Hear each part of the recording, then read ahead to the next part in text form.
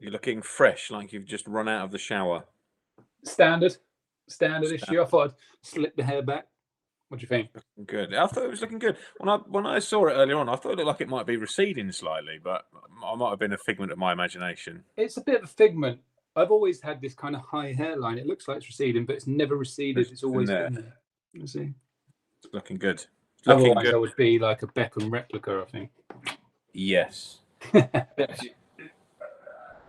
I'll just give dog slight airtime.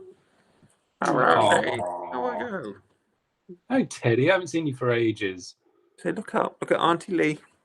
I haven't seen you vibrate for ages. No, he doesn't snore, this one. He just remains in complete silence until he decides that there's something that he should bark at, and with no notice, he's like 150 decibel bark. And it makes it feel like someone's violated your eardrum every time. Cheers, mate. And he's getting fat. He's got a lockdown haircut, and he's getting fat. Oh, bless him. You've got to take him for a walk every now and then. And he does. And he's just wandered off somewhere to probably go and poo somewhere as well. So that's the end of dogs anyway. Awesome. So yeah, good evening. Lovely to see you. How's your weekend been, and all those other things since the last 7 days? Yeah, it's been quite nice. Obviously, the weather's took a bit of a turn, hasn't it? So it always makes us much happier in ourselves, I feel. Yes. But yeah, you? Yes, very good. Got to do a bit of rolling over the weekend with that lovely sunny weather we had on Sunday, which was absolutely awesome to be back out. There was parts last year I thought I would never miss being on a roller, and I definitely missed being on a roller. It was really good to be out and prepping the track and stuff, and we'll throw a couple of pictures up later on. So yeah, good weekend really, mate. Like you say, continuing on from that feeling like we're coming out at the end of light the end of the tunnel and all that sort of stuff. Just feels so much better when the sun's out, doesn't it? Whatever you're doing. Yeah, it feels like a whole new world. It does. More importantly, what are you drinking tonight? So, keeping up with tradition. We're going to get a review. Something new again. We're going to get a review. Oh my God. So I figured you'd like the top because it's gold. I like it. It looks good. Yeah, and it's orange and blue, so that's down us to a T. Is it going to be Nectar Gold? So it's an IPA. It's 5.5%. So it's no messing. No messing. It says celebrating a classic era of disco. Studio 54 pours golden and glittering and struts. That's bad English. Golden and glittering and struts with a hop-forward profile. Delivered by Magnum for bittering, Citra in the Whirlpool, and a Hop Rocket edition to Simcoe. Mate, I have no... They must have been drinking this when they wrote I think I know where Rumble's been working. He's been moonlighting at the brewery. So. For someone just to say it's an IPA, that was a lot of words. It's going to give you a headache. Was an Audi special again? Of course. Marvellous. All right, so live review then, because we know everyone hates this bit. Ooh, it's definitely citrusy. Oh, it's got a bit of orange.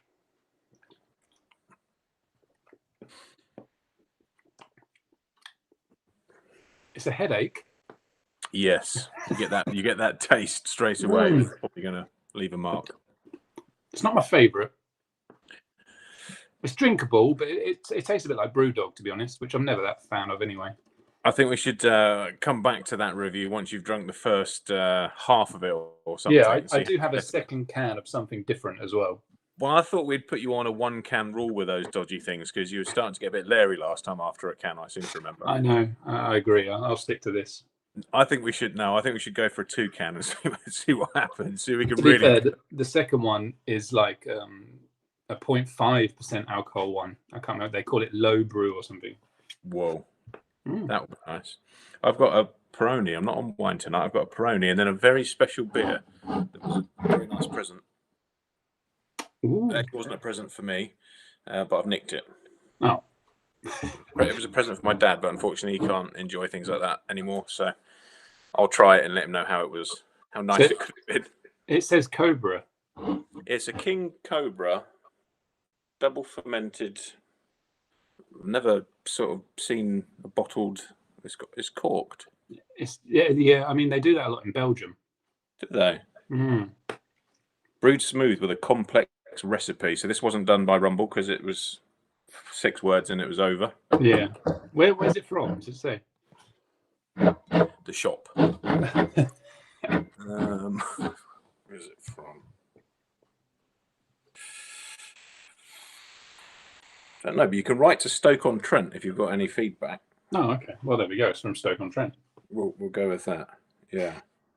I'm actually excited to try it. It looks nice. We'll try it a bit later on. Cool. So, are we live anyway? Have we got people locked in and locked on, or whatever you come up with?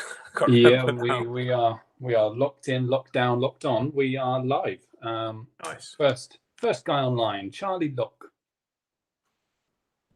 Hello, Charlie. Yeah, Charlie did his own little live Instagram show in the week. Very nice, very nice. And what was on it? So he was rebuilding an engine, and he was talking people through it while he was doing it. I tuned in for quite a while, and yeah, good fun. Did that make that any better, Charlie? I've just seen another comment from Charlie, and I can see I am flickering, but I don't actually know why. Okay. I can tell you what I did notice with Charlie's stream. You can tell he does this for a job. Yes. Because it was like above the thing was a title telling everyone what he was doing, and it was all professionally done. The only thing he kept doing was he was telling everyone about the noise the bearing was making, and he was putting it next to the screen, but the microphone was over there, so you couldn't actually hear it. It happens to the best of us. If you want tips, mate, I'm available. That is what she said. Anyway, so let's carry on. Yeah, CJ is online. He says evening. So evening, CJ. Andy B says A up, and a very good evening from Blackpool tonight from Shrek. Marcus Butler is online. He says hello, fellas. Aged UK RC racer says evening, chaps. Good evening. Martin Walters is online. He says evening all. Different feed. No, it was chicken burger tonight. Different feed. Okay, so I wonder whether we're not on the scheduled feed. It should be. It says that's what we're streaming to, but perhaps we are not. I wonder if that's why the viewership is a little low. It's because we're crap. That's why the viewership's low. So yeah. All right. Tortoise Racing RC says not on YouTube yet. We are now, don't worry. Sean Smith says hi all. Scott Follington says good evening. Evening, Scott. Charlie is what you said earlier. Lyndon, evening, guys. Hope all is well with you. The Don. The Don.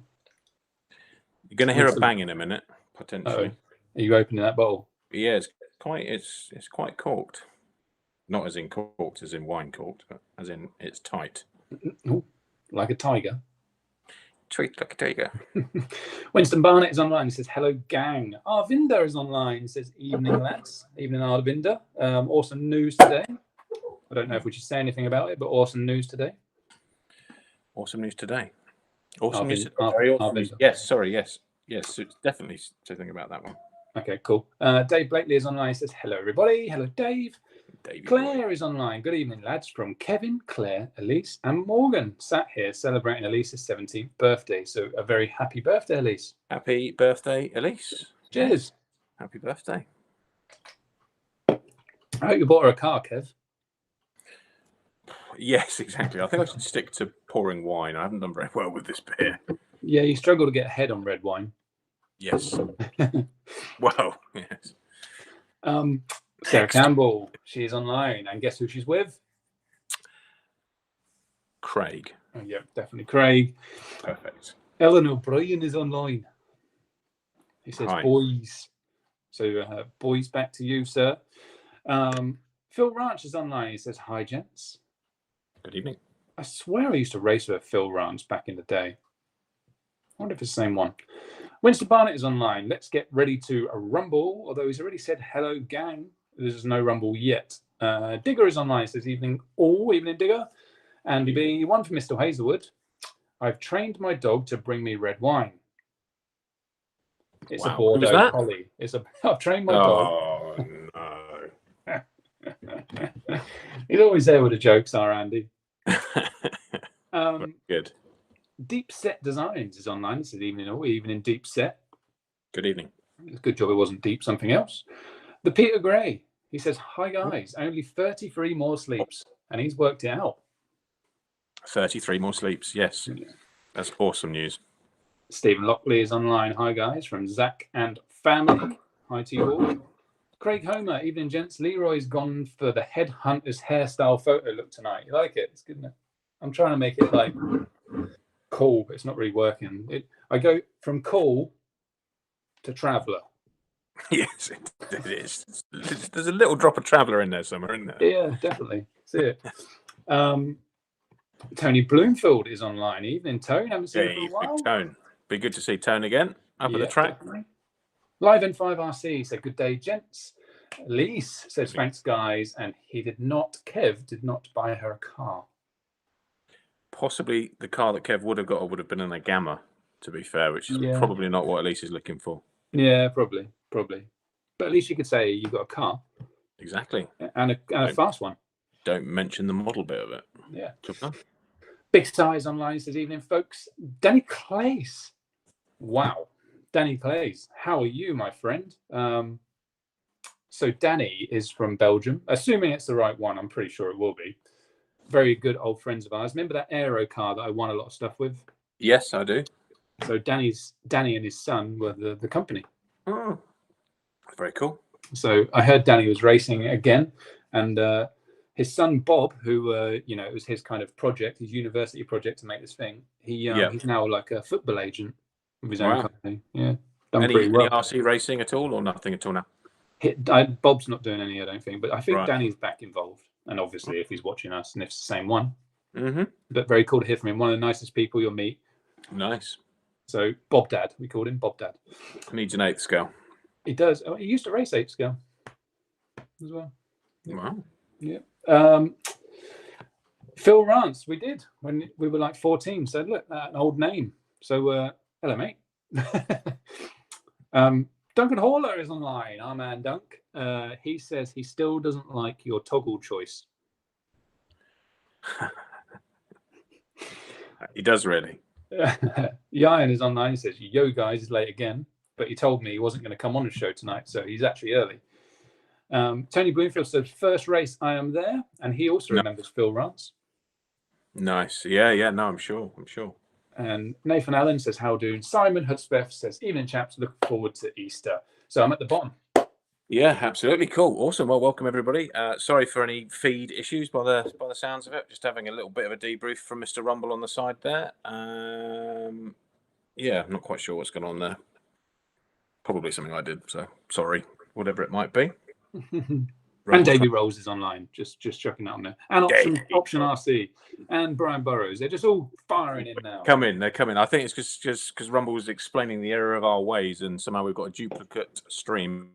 I'm not sure how we've managed to do that because I've only got one showing at the top, but every day's a school day. It's just like being at Nemo HQ. You learn something new every day, especially when you've got Mr. Truman around. He's there to teach you. They're all firing in now. Alexander Spray says, "Hi guys." Tim Simpson says, "Good evening. Finally found the right stream and my hair's looking good." Matthew Stanhope is online. He says, "Good evening, guys." So good evening, Matthew and family, Caden and Vicky. Perfect. So we're working. It's only a few minutes late, so it's not too bad. And I'm getting text messages on my phone saying people are signing in and I'm not there. So they're obviously on the wrong stream as well. Yes. I don't know what I can do about that in the background. Probably not too much, but we've got a good amount watching now. So let's roll with that. So after that long shout out by Leroy, what have you got for us in your closet today? So we have a closet feature. I'm just logging onto my Facebook to reply. So we have a closet feature. It's another vintage car this time. Right. Here we go. Sorry, I'm just getting this sorted. Right. And here it is.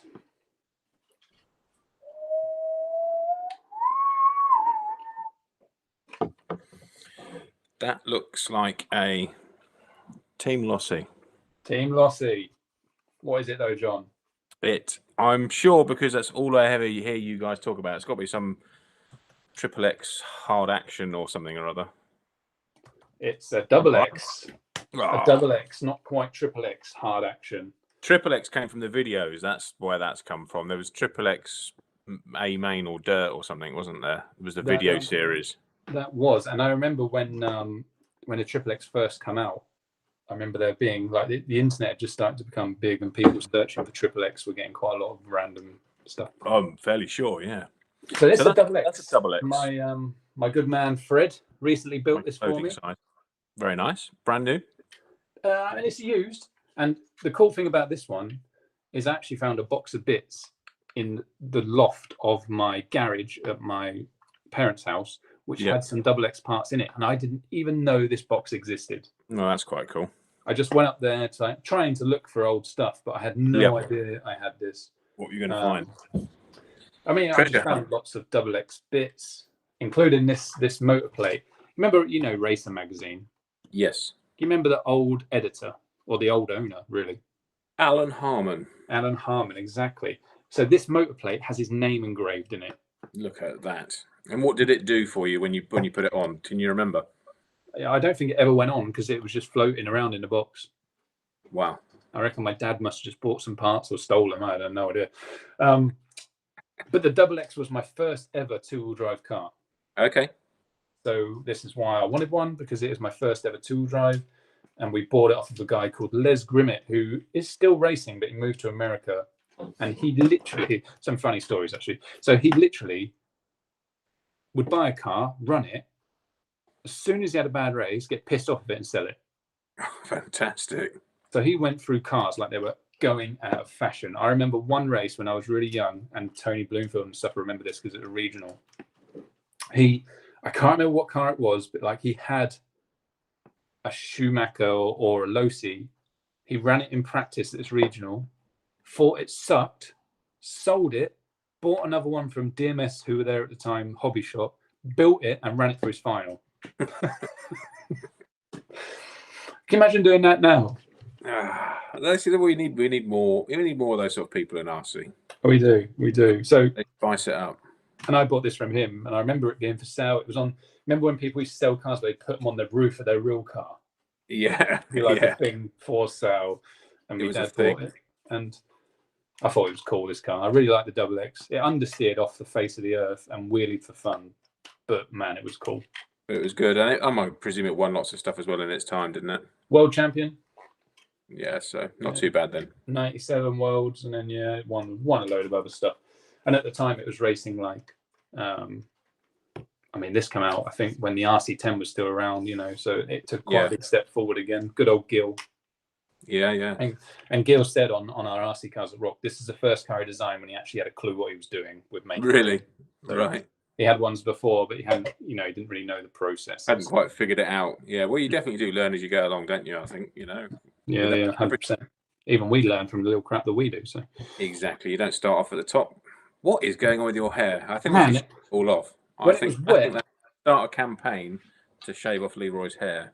When it was wet and slicked back a little bit, it wasn't too bad. Now it's gone like this fluffy, weird thing going on. Well, because it's the first time I've seen it for a while. You've normally got a cap on. Well, now you know why. Yeah. keeping it hidden. Well, that's a very cool cars that not cars that rock, but closet feature. That you must be running out of cars now. You must have a pretty much complete collection of what you want. I've got way more cars to show. So what is missing on this? You're obviously trying to run back through a road. What's missing off your map of cars? So a Losi Double X, which I think Fred's building me one anyway. Well, that wasn't it? Double X4. Sorry, Double X4 full drive. So I think Fred's building me one, and then an aero. So Danny, if you're still watching, I need an aero, and I'd like ideally the prototype one before they released it. Not asking much there, are you, man? Jesus. They don't need it anymore. It sat there. I remember. Did it get to market? It went to market. Yeah, it did. I remember being very gutted that I had to give it back when I joined. Well, left and I went full associate because I was associate driver anyway. Yeah. And I remember being very gutted having to give it back because it's the first car I won a national with, first car I won a national championship with, same year. So I know that feeling because I had to give. We've mentioned this before, but I had to give back my Kyosho when I won the British Championships in 2004. That was sad to get that gone, and then I got it back. So yeah, and I haven't got mine back yet. So Danny, no, got to give it back. Come on, Danny. Yeah, come on. Never met you, but give him a car. Give me a car back. Tony Bloomfield, he says talking about Les Grimmett. He also laid all his tools on his pit table with a for sale sign. The thing is, he wasn't one of these guys that would just put it up for sale. He would sell it. If you went up to him and offered it, it was gone. He'd buy it back. Like he'd buy it. He'd lose money every race meeting because he'd go and buy it brand new again. That is wild. The only story I can think of an 8 scale in my time that's similar to that was going to a Euros with, I don't think you know him, a guy called Russ Bailey, but he was a very good friend. I know his name.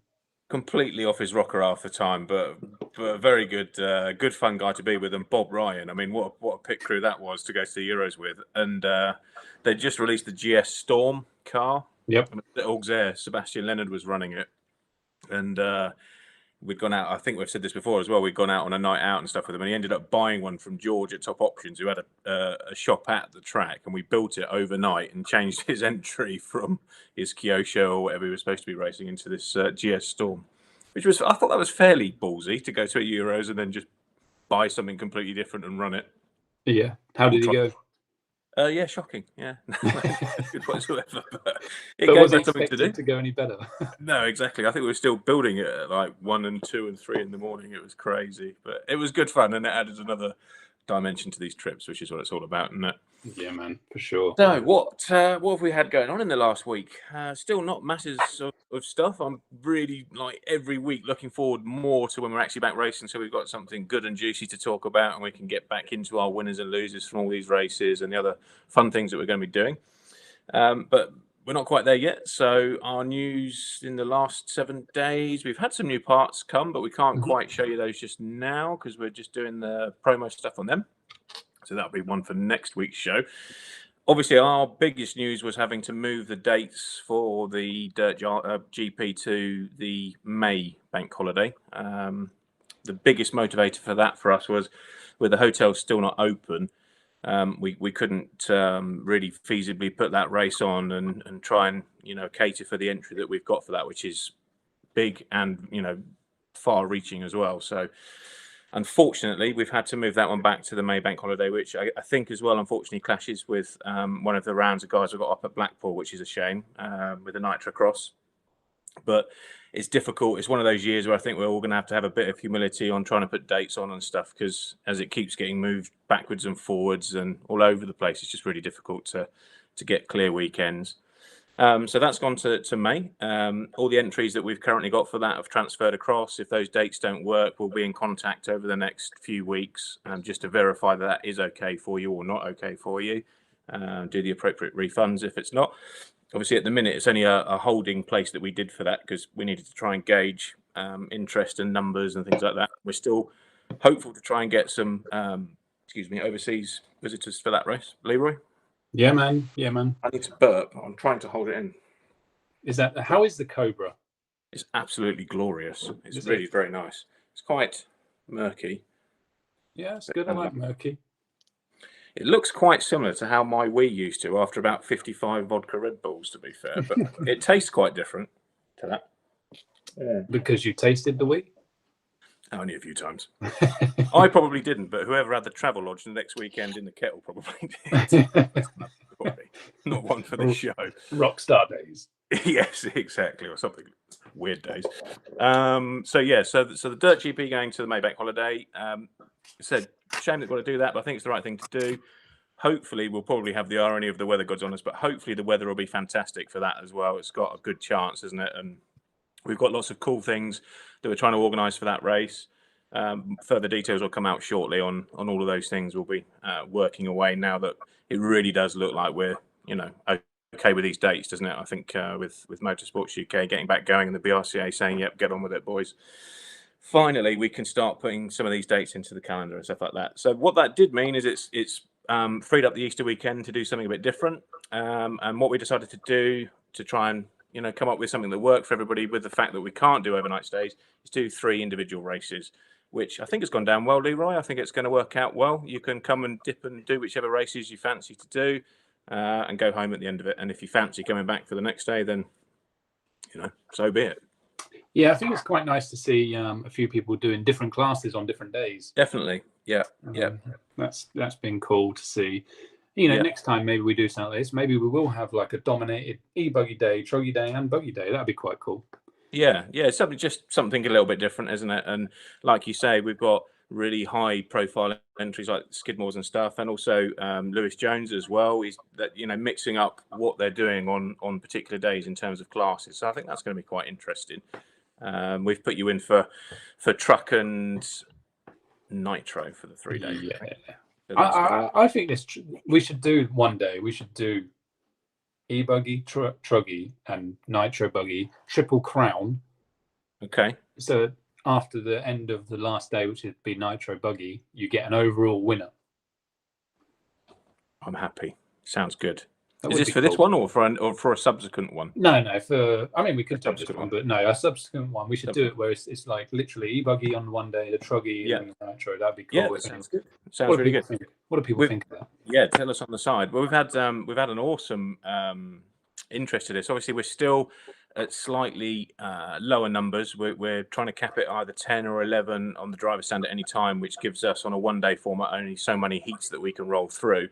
But I think the Saturday and the Sunday are basically full now. I think there might be the odd truck space left, and we've got just a handful of spaces left for nitro and e-buggy and truck for the Monday. So that's been superb. Thank you very much for coming to support it as quickly as that as well. It's still a good few weeks out, and really sorry if anyone that wanted to come and do it has missed out. We'll have more races coming soon, so just jump online when we open them up and get your entries in there. I don't like turning anybody away, so I really hate that. So sorry if that applies to you, but there's only so much we can do at the minute. It would be great when we can get back to post-July time, I guess, when it will be, we can go really big on the numbers, can't we? And have 14 per heat. And it makes such a big difference when you can have those extra 4 or 5 cars per heat as to how many people you can get through in the day. So, because you don't actually put on any more heats. So your time scale doesn't change. So, yeah, excited for that. I actually cannot wait to get there. We're rushing through some prep and stuff with the track. I'll throw a couple of pictures up. We did some rolling, which you should have heard if you were earlier on in our show, which is going really well. I know we've had lots of pictures of the track up, so there's nothing massively new there, but it's still lovely to see it when it's bathing in some sunshine and the green grass is popping. Cheers our Leon for organising that. And yeah, starting to look really good again. Big amounts of oil coming, so we're gonna have a big oil work party on it. It's gonna be mint by the time we roll around for those Easter races. Hopefully those pictures are coming through in your feed, Leroy, and you can see what I'm throwing up there. Yeah, not yet, but I'm just waiting. You've seen what it looks like, so I have. Yeah, in the flesh. Really good to get back out on that roll. I was big enjoyment knowing that we're all going to be in that field very shortly and having lots of fun again. So yeah, I'm looking forward to it. It's going to be mega dialed, and the weather today, it was a bit cold today, wasn't it? But on the way home, like the sun popped out and it was like beautiful skies, and I was like, well, if that just moved up. And hopefully we're going to have a bit more of that tomorrow and what are we today? Monday, into Wednesday as well. Yeah. So that was our main news. Our other little tiny bit of news, obviously we covered it a little bit at the end of the show last week, I think, where we'd moved into doing manufacturing ourselves, with first components being carbon fiber and stuff. And these aren't ready parts, but Leroy and I and Mark and Phil as well, excited to be doing these things. So just wanted to throw up some of our sample stuff that we're going to be testing out as we try to bring new products for our cars initially, and then maybe some other stuff a bit further down the line. Quality wise, it's just absolutely superb. It is one of those cases where you do get what you pay for, and if you invest in the right machinery, the quality that it's turning out is just absolutely incredible. The best that I've personally seen, which is awesome to see. I was just throwing up there a couple of pictures of some shock towers for the 319 in carbon that Leroy's fettled with, and some different link positions to try and stuff. As I say, they're not production parts or coming anytime soon, but now we can get back on that nice track. We're going to be out there burning some nitro, trying to make our stuff as good as it can be. Yeah, man. You say anytime soon, but if they're good, tomorrow. Well, yes, exactly. So yeah, it's been wicked to see the machine working. It's done some parts that we have already, which are like wishbone stiffeners and stuff. But yeah, just being able to test ideas that we've had, but always struggled to kind of work quickly. Yeah. That's going to be a massive difference for us, in a very short future. So It's transformation, isn't it? At the end of the day, if we want to test a different hole position, link position, it's 15 minutes on the machine and the parts out, and we're back out on the track and trying it, and it will help elevate our stuff and our direction of development so much. Lots of people may not know, but we're very integrated with the Gamma in terms of how the development works, and we do it together, and always have done. So yeah, nice to be able to not say, could you make us this, then wait for that process to happen. They're very good at getting us samples of stuff, and then we test it, and then it's good, it's not, and then we move forward with it. All of that's just gone out of the window. It's a half an hour process, and we're trying it. So that's it literally was today. Like the rear tower was done in 14 minutes, and it was on my car after about 18. It was, because I was smashing away on my keyboard in my own little world, and I could hear something whirring away, and then suddenly Mr. Truman just presented something on the desk. It was like, right, there we go. Oh, okay. And it's marvelous, literally perfect quality. Like, it's not like just dremeled one out. It's like, oh, okay, cool. it's like when a Gamma do prototype stuff, but they still absolutely amaze me every time they send something to test. It is of finished quality to test. It's not like some monster just to prove a concept and then they go away and work on it. It's always perfect out of the box, which is very nice. Yeah, it is good. Perfect, anodized, ready to go. So if you say yes, it's like print, go. Yes, like some parts that we're going to be telling everybody about next week that have arrived today that look splendid. Tim said I should make some hair grips out of carbon fiber. Tim, he doesn't need any encouragement on the roadmap of what can come in carbon fiber, because it's already a fairly extensive list. Hold on. What were we measuring up earlier?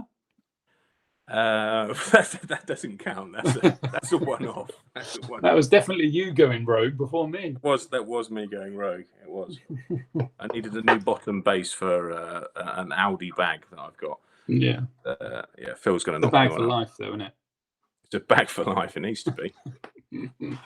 Yes. So, that was what I had down as our news items this week, mate. I can't think of anything else that jumps into mind that we've been up to. Well, I can, but I can't even speak about that one either. So I shan't.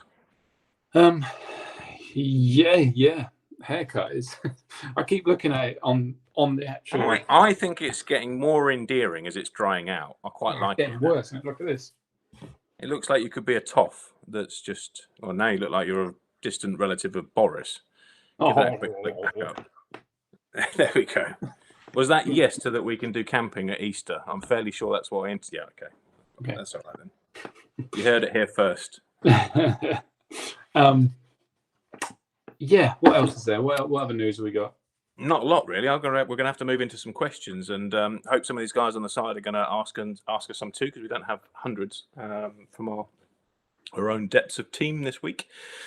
Mr. Simpson wanted us to mention a new track in Sheffield, 1/10th track that's coming along, that's got some good aspirations on getting people into the hobby and stuff. So I was a big fan of that. I didn't actually catch the name of it, and I didn't get an opportunity to. Sheffield RC. Is that what it is? It could be, couldn't it? It could. So that sounded exciting. I think it's always good to see new tracks. And excuse me, on that note, very happy to hear that Slough is looking like it's going to be back up and running for 8th scale, with some new people taking over, I think. Sounded good. I don't know whether they want me to say anything yet or not, so I won't go into details of who and why, but I think that's fantastic to have. Slough is a superb track. It's where I first started racing myself, so it's close to my heart. 30 years I've been going to that field and watching the planes go over, wondering why they don't fall out the sky. So awesome to hear that it's not going to be gone and forgotten. And the more tracks there is out there, I think the better, really. At the end of the day, I think it helps the hobby grow for people to have something local to them, because not everybody wants to travel all over the country racing these things until they get hooked, and then they do.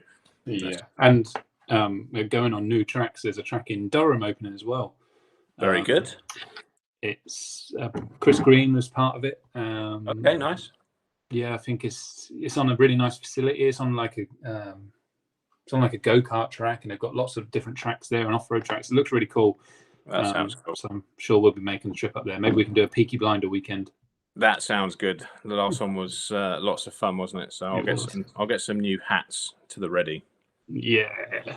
We didn't know what Peaky Blinders was then, but now we do. We're fully up to Well, date. I had no idea what it was, but No. certainly did afterwards anyway. Well, We were underdressed. we were underdressed, but I think that was okay. I think that's just the way to roll. It was okay after 13 bottles of red wine. Yes, it was. As most things in life are, to be fair. Yeah. That was a wicked weekend, though. That was great. Yes. Another That one was up is, for Nîmes Winter Series. That was. It was wicked. yeah, and that's a cool indoor track. I like to Nîmes. Very, very cool. Yeah. So shall I carry on with some questions that I've got that I've quickly sort of nicked off our forum, and while you're scanning on the side, or have you got some lined up? What I'll just say is Danny Clays quite a few times has written he'll see what he can do about sourcing me an aero. So nice. Please, We all like a happy Leroy. I've still got the body for it and everything. It just goes straight on. To go on there. Nice. Good. So, next question I had was, when watching the track from round to round, what are the telltale signs that you're looking for, as in terms of the track evolution? Because, like I think we've sort of skirted on this a few times. The tracks in off-road change so much, don't they? You know, like round to round, it almost like heat to heat, especially if you're doing like the American system and you're watering the tracks at the same time. It's actually wild what you have to do. Yeah. So what do you look for when we see Mr. Lee Martin stood at the side of the track, like flicking your hair in the wind and making sure your cap's looking good? What are you actually looking at? Because you're not really worried about that. I know you too well now. You're looking for something. Yeah, I think you're just looking for how much traction you're getting. I think that's most of your tire choice. Yep. You know, if we're talking like, say we're talking Astro with two-wheel drive cars or whatever, you know, you can see when they're sliding, you can see when the grip starts coming. Pretty easy though, because you only really have two tire choices. It's quite easy for the transition. You know, you really have to watch others, see how much their car understeers or slides. Keep an eye on temperature. Temperature is very important. The bumps you can take into some consideration, of course, because you could change the tread pattern. So if the track starts to get rutty, that takes a bit more time than just a traction change, though. But you know, if it gets really rutty, maybe you want to change the tire. It's a tough one, but I guess it's years of experience of watching cars and how they work. Yeah. Knowing that change point, but even then, it's up to discussion. You know, with your teammates, you go, "Oh, what are you going on?" or "What are you going on?" and you kind of scope out what other guys are using, so you can watch their car, see if it's working or not. You know, it's a tough one, but ultimately you're looking for the amount of grip.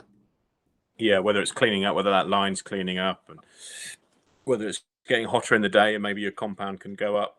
Excuse me. I need to stick to red wine because this is gonna be a huge burp at some point live on YouTube.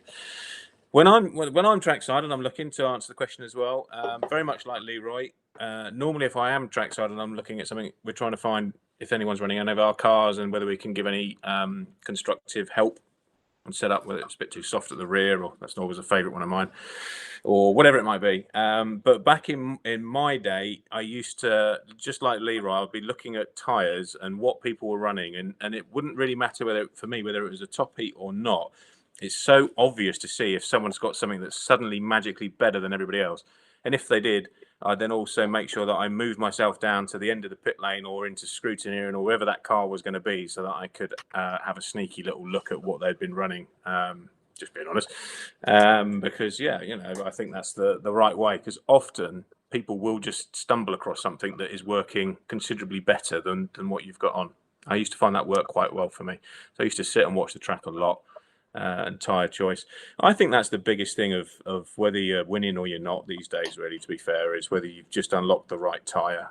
Obviously, you want your car to be nice to drive and consistent and all those other things, and you work away to do that. But the actual lap time, I mean, even like a car that's handling not that great, I think you can drag a result out of it as long as you've got a tire that's working right. So, well, it goes back to that age-old thing. There's only 4 things that touch the floor. Yeah, absolutely. It's very, very true. Very true. The tricky bit, I think, is tyre choice doesn't just always transfer across the chassis. So sometimes, like for example, when we were very heavily pushing the beta range of tyres, and we had a lot of the lossy team at the time, like Carl Jackson and Simon Reeves, and all those guys were running our tyres as well. and they couldn't ever really run the same as what we were running on the Agama car for whatever reason. Like if we were on a free ride, they would be on a VMAX, and if we were on a Cube, they'd be on something else. It just didn't quite transfer across with the way that the cars themselves, generated its traction and stuff. Yeah, we were the same with Proline, because myself and Neil would always talk about tires, but I could never run the same tire he did, because when at the time it was Mugen, if he was on like a whole shot, I know I couldn't really run a whole shot because it would understeer too much. Yes, yeah. So find something more aggressive. Yeah, exactly. Yeah, but I think stand there, watch it a little bit, see if you can. The biggest thing as well for me is as soon as you can get onto harder compound tires, I think that you go faster. The car can actually feel like it's a little bit worse, a little bit more, moving around sometimes maybe. But you look at the lap times and suddenly you're a second a lap faster. And there's countless times I've gone, wow, you can't believe when you're looking at the results that what you've done by getting onto that harder tire. So I think a lot of people stay on a soft tire too long. That's what I think. Yeah, in this country for sure. It seems like in other countries they jump on the hard tire pretty quick. Yeah, like Spain and stuff. America, you always seem to find them on soft tires. Yeah, I think it's because it's watered a lot in there, and so that's keeping that traction low. But a hard tire goes forward, and there's no better lap time than something going forward. Yeah, definitely. That's most of what it's doing, isn't it? At the end of the day, when it's going around the track. Yeah. So I'm going to give that one a tick. Tick it. Next one. It was for me, but I'm going to put it to you because I want to drink my beer. What's the sales pitch for the 6-mix throttle return spring, and why is it better than? He said a balloon, but it's probably his missus's hairband that goes round the carb at the moment. Why is it better? I mean, it's a spring. It's not going to. The actual material of it's not really going to fatigue over a run, because a lot of times I've come back with snapped. I know what he said. He said the balloon elastic. Knicker elastic, I think. Yeah. Knicker elastic, the thong, or you can use the proper carb bands. But I find I have to put like 3 of them on there to be sure that I'll end up with 2 or 1. Whereas when I've used the spring, it's always seemed fine. It stayed as it was. It doesn't fatigue massively because we don't overstretch them, and it doesn't erode and break. That would be my take on it. It's just a more consistent thing to have on the car. I think, I would agree with all of those. I don't run one personally myself. I've never massively liked them. They're obviously very good if you have a runaway your radio switches off or something like that. So lots of people do love them. So it's a good product. I think it positions itself correctly as well. When you're putting on your elastic bands and things like that, I think for me, I think they can end up pulling the carb slightly at an angle that it doesn't really want to be at, and that's fine to start with. And then after a period of time, I think it can make a carb less smooth than it ordinarily is, which is the biggest reason why I don't run them. Having said that, like the OS carbs, very good quality carbs. It's probably not an issue with the coatings and stuff on them now, but certainly in my earlier years, I can remember if you didn't have your carb pulling absolutely perfectly straight, after a while they would wear and then they would stick open. The carbs would just stick a lot. So probably a bit old school for me, not adopting something that's a good idea. And I think if you do want to run them, then they're just way better than some piece of old elastic that just wraps around wherever you want to put it. Yeah, and the bad thing I found with like the bands and stuff is they always push on the carb rubber. Always push on the carb rubber. I'm not a massive fan of them, I've got to say. If I see one on an engine and I'm tuning it, I almost always recommend to take it off and set a failsafe correctly. See, it doesn't bother me about the failsafe, in a bad way of saying it. I don't do it for that. I like the way it comes down to idle quicker when I'm coming off the throttle. Yeah, pulling it up. Yeah, I don't come off the throttle, so it never gets a chance. There you go. Come down there, yeah. And if you have got a failsafe on your radio, it's worth checking that you've got it set right, because I've seen so many with tuning engines where failsafe is actually like flat out, which is probably not the idea of the failsafe, I don't think. When your radio loses power. No, exactly. It makes it entertaining for everybody else as it goes across the field. 100%. Catch that. But it's not good for the wallet. So they never, ever land on their roof when they're like we've said this before, they just never do they? So, next question I've got: would Nemo ever consider bringing in another brand of 8 scale alongside a Gamma, like firms like CML have done in the past? Certainly not on a competition level from my side. Leroy might have a different view on it, but for me personally, I think that you have to concentrate on one platform to get the best out of it, and to also be able to support it properly and all those sorts of things. So that's my personal vision, is to be fully into one brand. However, we don't, which leads on to another question actually. We don't have any ready to run products on the Gamma range, and we won't do anytime soon. It is completely a competition focused company, and so there is a hole there potentially for us with a ready to run, which Leroy, Mark, myself have been looking at, along with Graham Wright from GW Racing, well, GW Racing fame. And the motivator behind that, and I think we've covered it again before, is to have a very easy vehicle to have newcomers come down to the track. We get quite a lot of walk-in people. At the end of last year, that were very interested to start the racing, but they perhaps don't want to drop a load of money to get into it, which is obviously perfect for the ready to run. So we're looking for a ready to race. We've been testing one, which is an Intech product. They've been around for quite a long time, done lots of different cars and tried to do the competition stuff and been quite successful at times with that. But they've done a new ready to run electric, out the box, charge it up and go product that we're hopefully at some point going to be doing a series for that at the track, where literally you run it as it is, so you're not allowed to put any parts on it, keep it really as affordable as possible and try and get more people into the hobby. So that's obviously not an Gamma product and an 8 scale, so yeah, we definitely would look at something, but with the eye for us, or the focus is to have something at the track that's appealing for people to start racing. Done. Tick. Done. Tick. Tick, tick. The finger of tick went in. Good Lord, I don't know where these things come from my mind sometimes. Are there any 8 scale electrics in the pipeline, like speedos, motors, batteries, so you can keep it all in one place? Absolutely, definitely, yes. Leroy and I were looking quite hard at that last year before the dreaded COVID hit. And that literally put a wall in front of what we were looking at trying to do, or working with existing partners that Leroy's involved with in coming into 8 scale. There's definitely something that we will pick up in the future, absolutely, for sure. I'm sure you will see either a well-known or a bullet brand of batteries and speedos and motors at some point for the electric class. Boom. Couple of stages back in our roadmap, but it's definitely there. It's definitely tick. There, sure. Yeah, tick. Has anyone ever noticed that Nemo is Omen in reverse? Yes. No. Tick. Upon naming, it was noted that it is Omen in reverse. Does anyone ever know that God is dog in reverse? Yes, exactly. I didn't until I watched the Inbetweeners, and then realised that, just like was it Neil that figured it out? We don't have to worry about anything. No, we don't. So that's my question's done. That's me over with. So okay. It's over to you. Well, it's over to me, and I don't really have much going on. Oh, hang on. What about the mid can review? It's finished. We just drunk through the review. So okay, so end of can. It's got better. It's definitely got better. I'm probably not going to buy it again. And the second can you've got is an alcohol-free one. No, it's got 0.5%.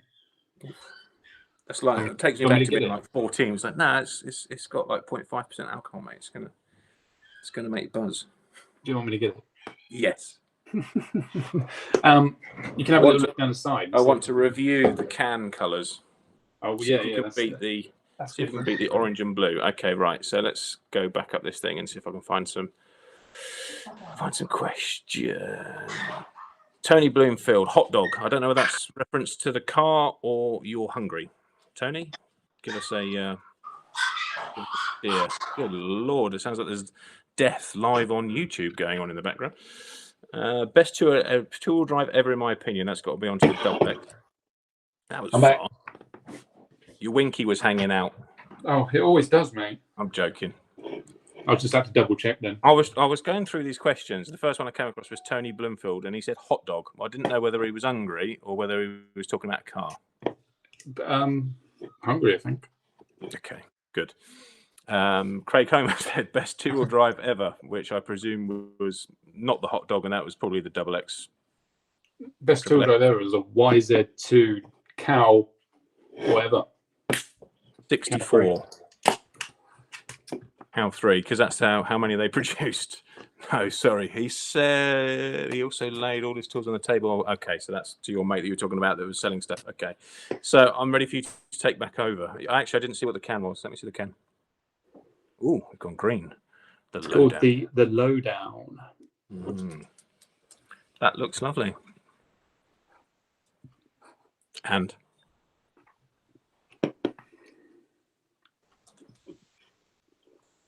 it's gone quiet. You could definitely drink a lot of them, but rather than like, I think you probably could at 0.5%. But rather than like, it's literally like 0.5% taste. I think. That's the thing, isn't it? They took all the taste out of it. They haven't tried to make the taste up with anything else. So that's not going to be on the buy again list, and not one for you when if you're watching. Can scrap that one as well. It's been a good night of reviews. Scrap that one. Next. Done. Ticket. Exactly. So I've got as far as Alan O'Brien saying Leroy looking like Oz from American Pie. Okay, that was quite high up, maybe. There we go. I'm there. Steve Sheridan, another boy from the land of the Scotlands. He's got two of them. That was against Double X4 he was talking about earlier, and he said I drove home with the window down. Tortoise Racing. If someone is in the market to upgrade their servos for the season for throttle and steering, could you explain what you really look for in terms of kilogram, speed, low voltage, high voltage? What is best? Well, I think you're the perfect person to answer that. You think? Yes. Okay. Because I think you probably use some of the best ones that are on the market anyway. And I think there's lots of pretenders to the throne out there that look very good on specs and stuff like that. And so if you were potentially new into it, or someone was, just trying to steer you because their mate does something, you might end up with something that looks super duper but possibly isn't. And that doesn't mean that they won't work, but this is something that I learned dramatically when we were doing our own servo in the beta range. Is the feel of the servo is so different across different brands, and you absolutely can feel it.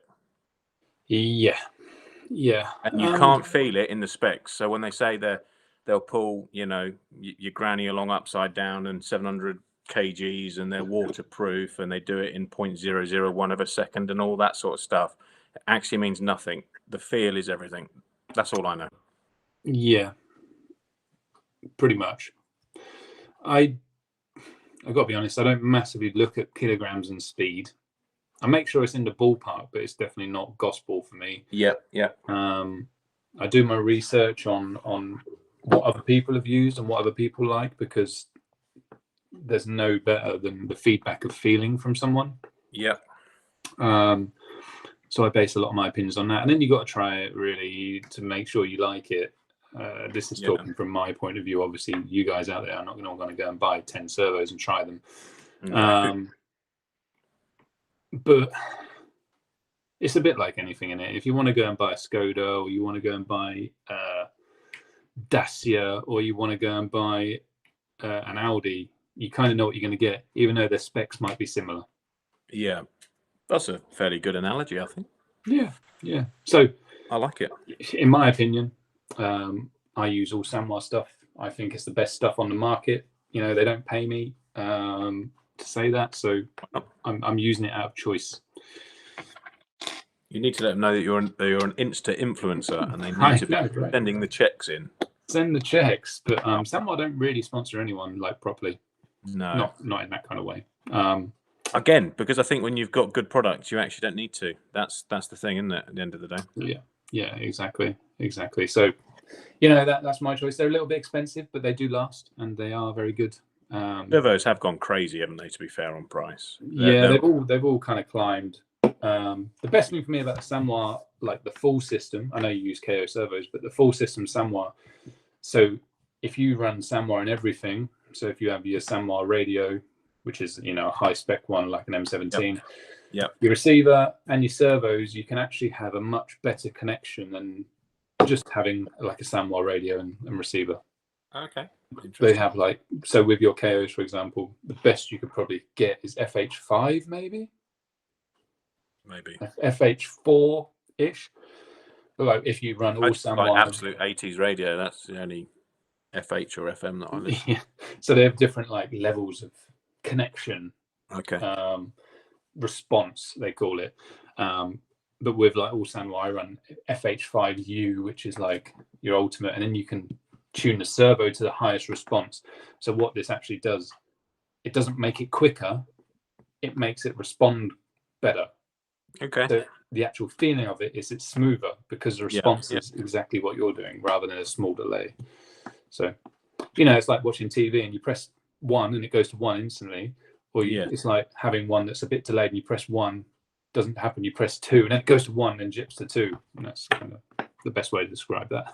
like the original Spectrum was a bit like that. When you were driving the car, you kind of sent it a love note that you'd like to turn in about a minute, and then it would do it. It's funny because I had one of the Spectrum conversions. Don't tell me you loved it. No. So I ran it, and I ran it at National, and I did shit at National, and I had no idea why. My car felt okay, but I just drove shit.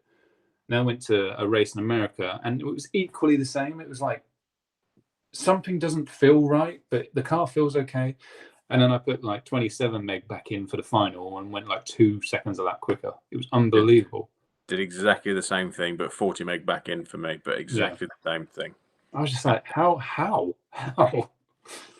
It was like driving with an old wiper board speed controller. It was like so shit. Fantastic. I'm sure it's a good product now, so we're not saying it's not, but in those early days there was definitely quite a difference between terrible sticking on your roll and it started everything. Yeah, it did, and just incredible. Yeah. Mm-hmm. Thank you very much, Spectrum. You've made running races so much easier, so I take back anything bad I ever said in that time when I was trying to work out why I was shit. Yeah. Who's on Brown? Me in about 20 minutes. Yeah, 26,995. Remember? Yeah. Yes, exactly. 26,995. It's like being back at Northampton with Johnny all over again. So yeah, all right. Well, next one. So I'm going to move on. Some people saying, Big Size saying, sexy shock towers. Kong is online. He says, hope we're well. So we hope you are too. When the pandemic is over, will you be doing an open day to try Gamma cars? That's from Tiny Tom. Absolutely. Yep. Anytime you want to come, basically, really. So when we're back to opening, normally we're there. Apart from Mondays, we're there every day of the week, either myself, Lee, Mark, or Phil. And we have our house cars as such, which are there to be used and come and have a try. So yeah, absolutely. Yep. Tell you what we haven't done. I've just suddenly, sorry, before you go to Craig Hammer, we should bring in Mr. Rumble. I haven't brought in Mr. Rumble. We've been going an hour and we've not added Mr. Rumble. We're nearly at the end of questions, so we need Mr. Rumble to give us some more questions. So while you do the next one, I'm gonna send Mr. Rumble the. Yeah, so Craig Homer says you can do camping, but you mustn't do camping. But if you do camping, don't do camping, is what Boris has said. Yes. Did you see on the news about the people that camped on the cliff edge? I saw it as a story in my news feed, but I didn't actually click on it. Yeah, some people went camping, like a family, on a cliff edge in Yorkshire somewhere. Like madness. Marvelous. Chris James says Durham has a GoFundMe page to help them, so anyone that wants to go and help Durham Club, go check that out. Go fund them. Craig Homer says carbon purple thing. Not sure what that was about, unless it's I know what he means. Yes. Yeah. Nathan Allen, does this mean you can make car parts for more generic models? I mean, we can, yes, of course. Andy B says, any new Truggy tyres out from Six Mix soon? Not that I know of. I think the Truggy tyre they've got's pretty damn good. Yes, yeah, would agree. We'll be full force behind that. Yeah, Phil Truman is online. Big old Phil boy. PT, the dominating MC, is Mr. Rumble. He was staying late cutting some carbon fiber inserts. I love him. Yeah, bless him. Tim is online. Tim DeBell. So hi, mate. Do you find wheel balancing an advantage or not? That is the perfect question to throw in Mr. Rumble. Mr. Rumble. That is. And let's see, before I disappear off to talk to a man about a dog, let's see if we can all hear each other. Hello. Testing. Hello. Testing. Is this going to be the third week in a row? No, second week in a row where we can actually speak to each other. Winning. That's boring, isn't it? I know. I know. One sec. Let me just exit out the app or something. Let me just do it. Just spice things up a bit. I had an old man moment, and my Martin Monkey and Mumble questions with was a bit late bringing you in, buddy. So sorry for that. Oh, you're all right. Don't you worry about me. So did you hear the question that Leroy had just gone through about balancing wheels and tires? Yes. Go. Right. How many